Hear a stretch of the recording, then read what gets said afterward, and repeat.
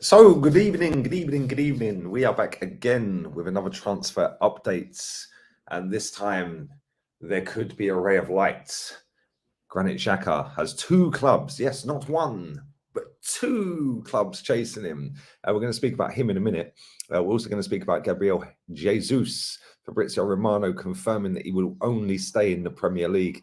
So that rules out Madrid, that rules out AC Milan.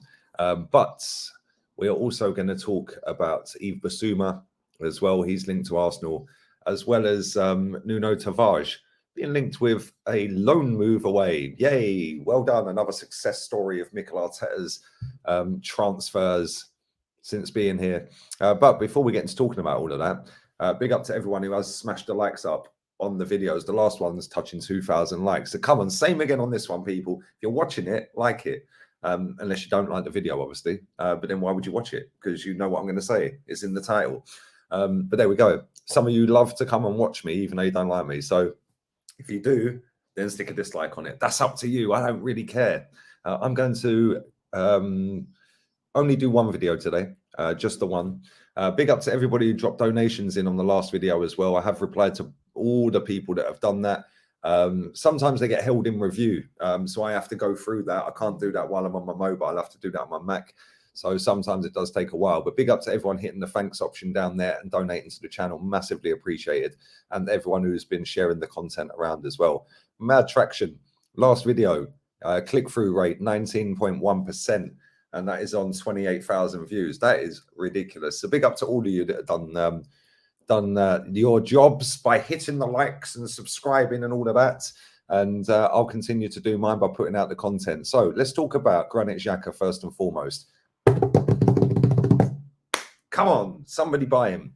Bayer Leverkusen, latest club, as well as Roma, to be in for Granit Xhaka. Now, he only just signed a new contract, which I find funny. Maybe we were protecting his value. That's what we do at Arsenal. We sign deadbeat players up on new deals to protect their value.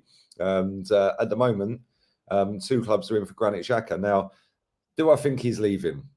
If I'm going to be completely honest, no, I don't. I think he's comfortable where he is. They're not going to pay him 100 grand a week, which is what he's on.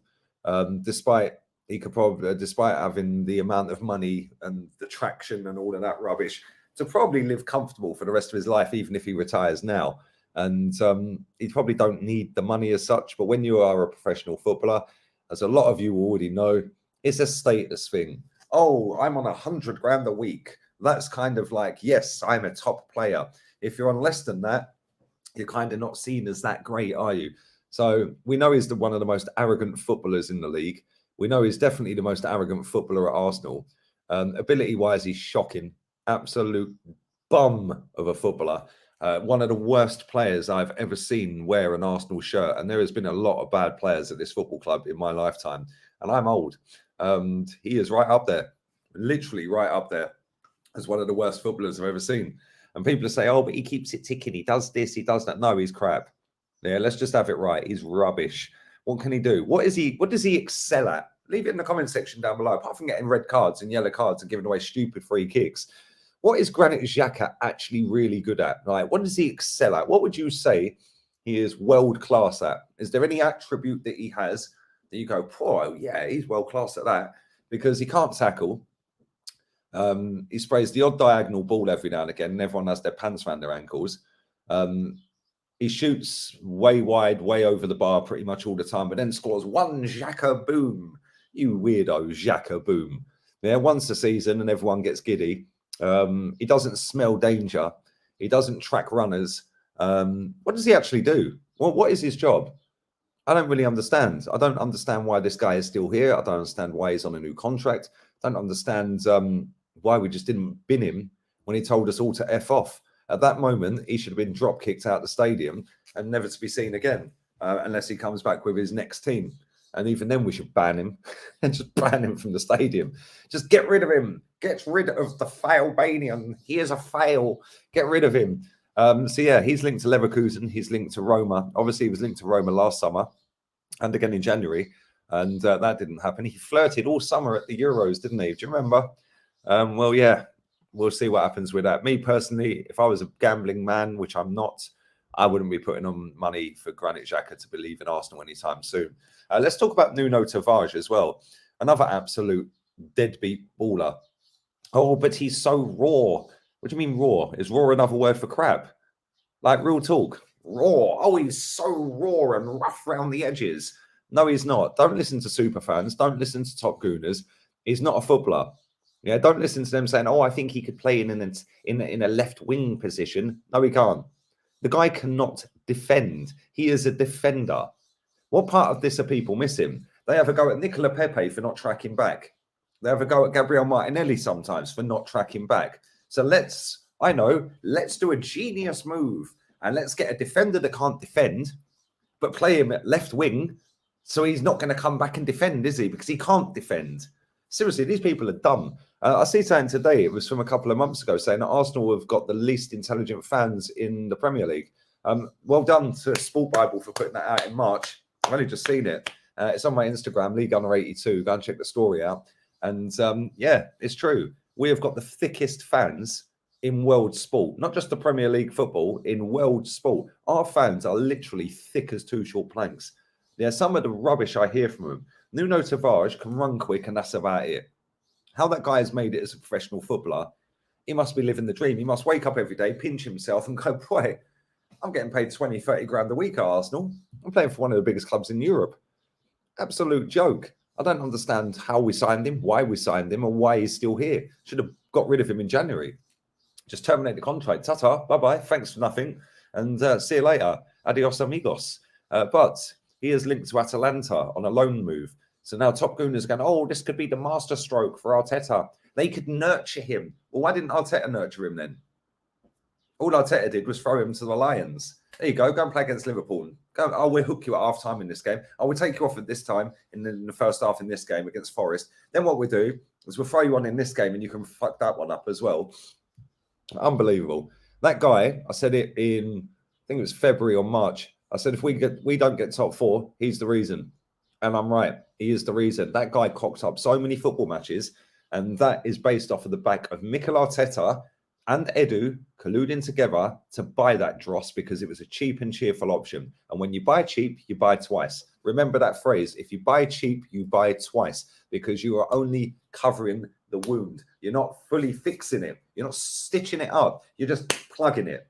Yeah, if you've got a water leak, you're not going to go and get a cheap and cheerful little, oh, let me just put some tape over it. No, you're actually going to go and get a plumber to do a proper job, isn't it?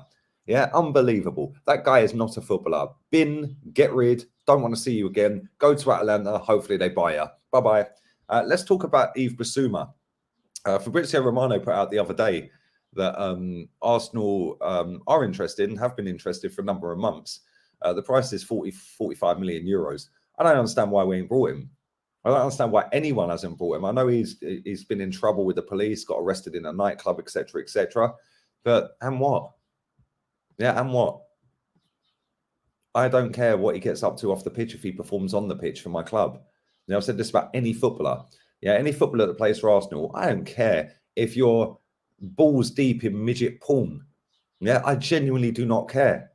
Yeah, as long as you perform on the football pitch. If you're not performing and you start doing stupidness, then obviously it then becomes a big issue, doesn't it? Because, you know, people are saying, oh, Aubameyang was doing this, Aubameyang was doing that. No, Aubameyang wasn't performing because he was playing left wing back. Yeah, now look, he's gone to Barcelona, a bigger football club than we'll ever be, and he started performing because they played him in his preferred position. And I think a lot of clubs have been put off of Yves Bissouma because of his off-field activity. But at the end of the day, every time I've watched a guy play, I've always been impressed with him. Like, I genuinely think he is a top player. And the fact that Granit Xhaka's linked with a move away, it might be an idea to go and get him. Yeah, play him, Party in midfield together. I said it before, and somebody said to me once, "Oh yeah, but they're very similar."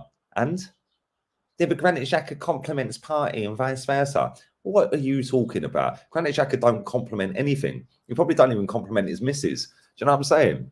Like, let's be real with it. He's rubbish. Yves Bissouma ain't. I'd rather have a midfield duo of Yves Bissouma and Thomas Partey than Thomas Partey and Granit Xhaka, wouldn't you? Oh, but then again, sorry, I forgot. Oh, mate, how could I forget? Top Gooners were raving about Sambi Lukonga. We've already got the next Yves Bissouma, and of course we have. Project Youth, they cried. Yeah, that went well, didn't it? Go and sign him. 40 million euros, do it. Top player. His passing's got a lot better as well in the last 18 months or so. Last 12 months in particular. Yeah, I watch a lot of Brighton. Obviously, my brother's the manager. Big up to Graham. And his passing's got a lot better. His reading of the game is really good. I think he's a quality footballer, and I'm shocked that nobody's got in for him. Apparently, we're linked to him. We've had talks with him, etc., according to Fab, but no official contact with the club and no official bid as of yet. But it is what it is. Leave all your thoughts and comments on them three players, Granit Xhaka and Yves Bissouma and Nuno Tavares. Leave all of that in the comment section down below. Let's talk about Gabriel Jesus. Fabrizio Romano tweeted out about 24 hours ago saying that he is only staying in the Premier League. So that rules out AC Milan pretty much, and that rules out Real Madrid. He actually put that in the tweet. It rules out Real Madrid. AC Milan was said to be linked to him as well. But the Premier League teams that are in for him are us, Tottenham, Chelsea, apparently. So where would you go if you're Gabriel Jesus? Would you be coming to Mikel Arteta at the Banter Club that are in the Europa League, or are you going to Thomas Tuchel's Tricky Blues, big up to Dammy, with Champions League football and a chance to win it, let's be real, chance to win trophies? Or would you go to Antonio Conte's Tottenham Hotspur, where you're probably not going to be a regular starter week in, week out, but you are going to rack up a lot of games because they're going to rotate? It's quite obvious that they're going in for top players that are going to strengthen the squad. Gabriel Jesus is not going to get in over Harry Kane. He might get in over Kulusevski here and there because obviously they're going to rotate. They're looking at Richarlison as well, Tottenham. So, they want to build that front line as solid as it can be so that they don't just have to rely on Son and Kane. Does that mean he's going there to sit on the bench? Well, the idea of him leaving Man City was not to sit on the bench. So I don't think he's going to Tottenham, and I don't think he'll come to us. And I know that's changing my mind because I've said all summer so far I do think we'll sign him. But just looking at it logically, he could go to Chelsea. They need a striker because Lukaku's doing the off back to Inter apparently. They need a striker. Not only that, he's very good at linking play. He's very good at playing right wing. He can play left wing if he really has to. He can play anywhere in that front line. He would be their number one man up front. I think he's going Chelsea. And I know that's a difference of what I said the other day and all summer because I did think he was coming. But I don't know. I just don't genuinely think out of the three clubs he's going to Tottenham. I can't see it. He's not getting in. He wants to be the main guy. Let's not forget there is a World Cup coming up as well in December. He hasn't been in the last few squads. He wants to go World Cup. He wants to be a main man somewhere. He would obviously be the main man at Arsenal, but it's not Champions League. It's Europa League. We're not going to be competing at the top end of the table in terms of chasing down a title. We're not going to close the gap on Man City and Liverpool anytime soon because this manager is a clown. So if I was him, I'd go Chelsea. Out of the three clubs, I'd go Chelsea. But I'm kind of thinking he's going to go Chelsea, and that's why I don't think he's coming. As soon as Chelsea come into a race for a player, we might as well just admit defeat because we don't do what's required as a football club. We don't do what's required as a team, as a club. I've seen some of the most ridiculous tweets. I might do a Muppet show soon as well for you lot because it's just hilarious reading some of the crap that I've read. Let me see if I can find it. I posted it on my Insta. Follow my Insta, Lee Gunner 82. Lee Gunner 82. Right, here we go. This has got to be the biggest Muppet on social media, by the way. Le Grove. Yeah. I'm going to whisper this. Well, you didn't, did you, mate? You tweeted it. Yeah. It says, but if Arsenal had agreed to sign Arsenal had signed Ivan Perisic, Jed Spence, Richarlison and Fraser Forster, I think there would be riots. Another absolute Muppet, LT Arsenal. Spot on. Let's focus on our own lawn. Yeah, we are a better side than Spurs. Really? Okay. And with the right additions, it will reflect in the table next season. Top Gooner's already looking forward to next season. What happened this season then? Yeah, these people are absolute clowns. Stop following these people, by the way. They don't care about Arsenal.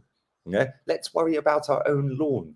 Yeah, if Arsenal had signed these players, there'd be a riot. No, there wouldn't, you absolute waster. There would be no riot whatsoever. This lot all walked out of White Hart Lane after 50 minutes. Do you think they could do a riot? You wanker. Absolute melt. Yeah, that Le Grove has got to be the biggest muppet on Arsenal social media, bar none.